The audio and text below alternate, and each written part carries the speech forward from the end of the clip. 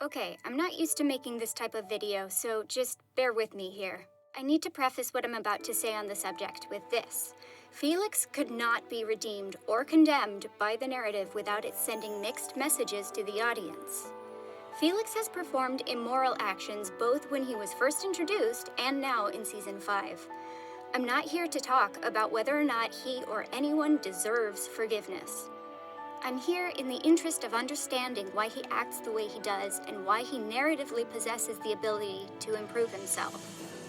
There's a lot we don't yet know about Felix's upbringing, but I'll present what I've noticed in his interactions. He's reacted really poorly to being called a monster and to the name concept of centimonsters. But he's doled out the term monster quite liberally to describe other people who are manipulative, abusive, or controlling. During his conversations with Kagami, he casts his father as one such monster, likening himself to Kagami in that they both have had parental figures who failed to provide the necessary tools for growth that parents owe their children.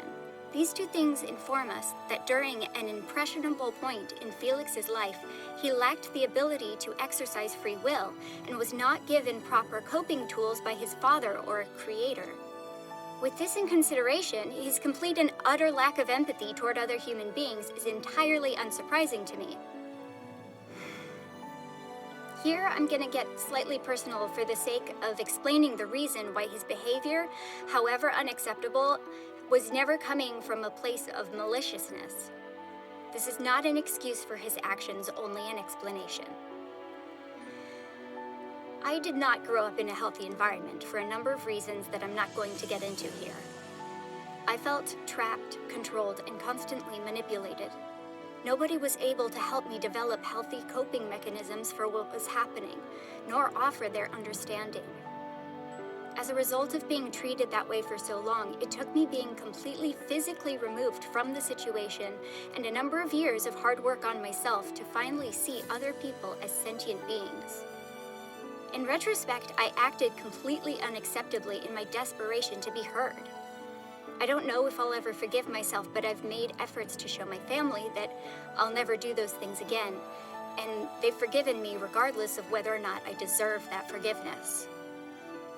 All this to say, I genuinely did not understand that I was not the only sentient person struggling with the lack of essential coping skills.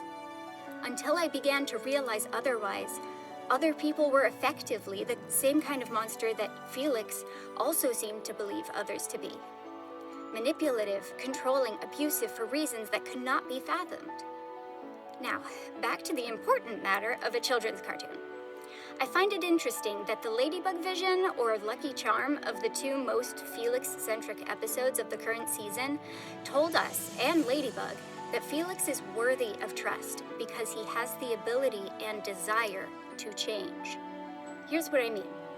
When Ladybug called for her Lucky Charm and received nothing, she looked to Felix and trusted that he would stop the destructive behavior without her personal interference. She bet her life on it and was proven correct to have done so. To show us, the audience, that it was an intentional message, they immediately followed that up with the Kagami kidnapping episode. While it was the case that Kagami was part of the solution as well, Ladybug outright stated for us that it was time to trust Felix, and again, we see this be the correct choice.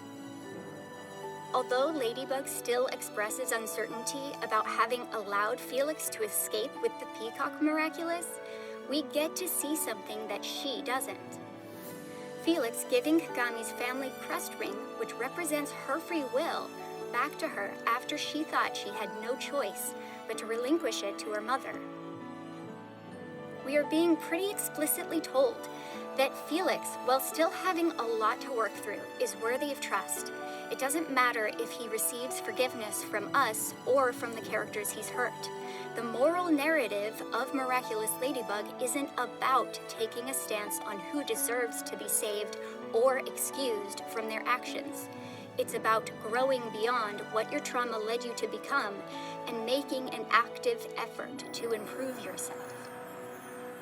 Anyways, thanks for listening.